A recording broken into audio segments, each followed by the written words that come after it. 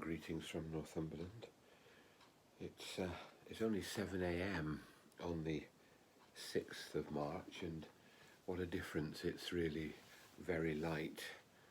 I know we've got the clocks to change and all that, but the hours of daylight and the hours of spring are coming to us. And they come to us when we see the long winter of the Ukraine and the suffering of the people. And today we read of Jesus being tempted in the wilderness. Jesus being tempted as we are, yet without sin, the prayer says. And I want to think about temptations in the face of what we see on our TV screens. Jesus was tempted about the way he would live his ministry. Would he become a wonder worker, a man of political power? Would he seek ways that were not the ways of God? And we face temptations in our lives, but the temptations we face at the moment, I think, are quite powerful. Firstly, there's a temptation in the face of what we see on our TV screens is to turn our back on it. To think that's happening over there, 2.5 hours away by a plane, more than 24 hours of driving. It's a long way away, and it doesn't concern us.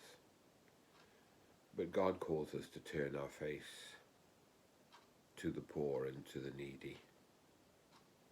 God calls us to open our hearts to other people. And one of the things that we may have to do for a long time is painfully look at this situation and offer this situation to God in prayer, because doing that is important.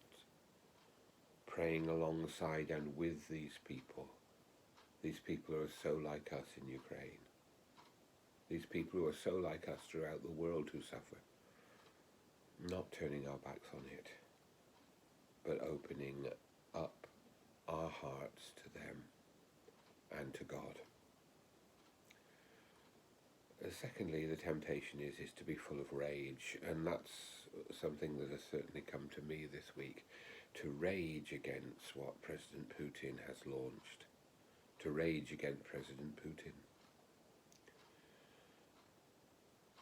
And although we must support and encourage and supply Ukrainians in their brave fight, hatred should not overcome our hearts, because that only makes us like the people who rage hatred.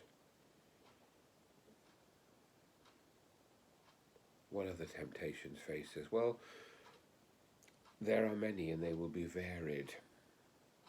But the great message of the story of the temptations, and indeed the story of the whole incarnation, is that Jesus shares everything with us. Jesus comes into the suffering of our world and into the suffering of our lives, and there will be many sufferings that are not connected to the Ukraine.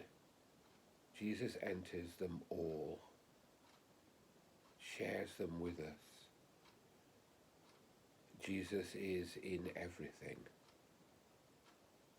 and Jesus brings to everything a new dimension. Not as a heavenly paracetamol that takes the pain away, not as a soft word that explains everything, but as one who engages with us in our suffering